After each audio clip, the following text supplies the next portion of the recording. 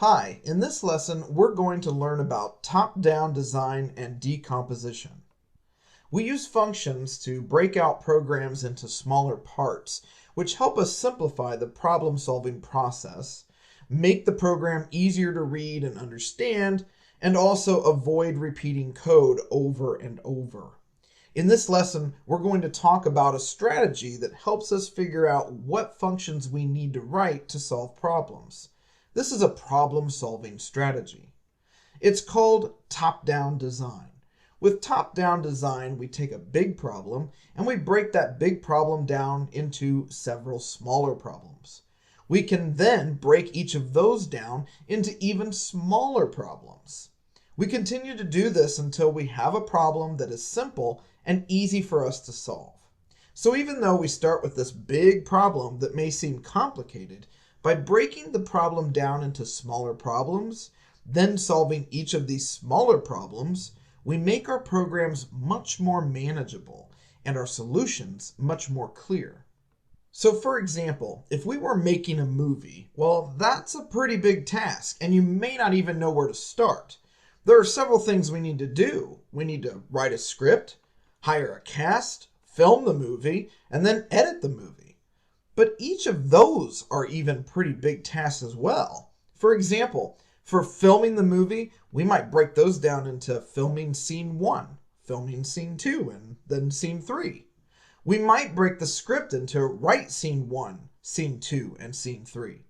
Eventually, we get to tasks so simple, then we can do it with one function. Decomposition means breaking your program down into small, manageable parts that are easy to understand. We decompose large, messy functions into several small, simple functions. Let's consider this example Carol problem. While this program can be used to transform the starting world into the ending world, it's very hard to read and understand.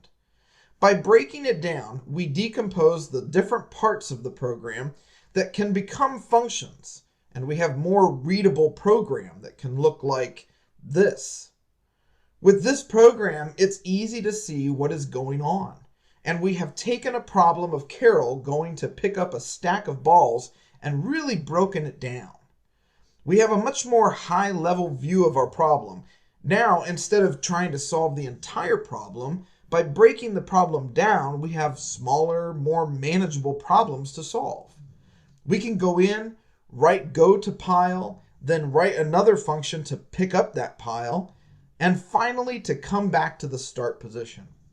Each of those may need to be broken down into smaller parts, but at a high level, we just solved the problem right here.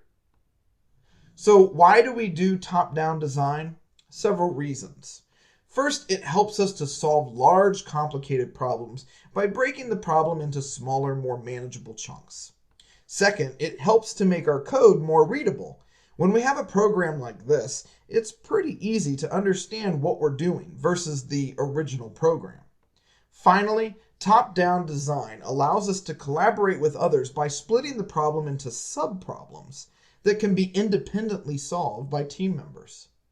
If I'm trying to write a program with others, it's much easier to split into sub-functions. For example, one person can write a function to go to the pile, and another person could write the pick up pile function, and a third person can write the come back to start function. Then we can put all of them together to solve the bigger problem. Now let's dive in and create this program.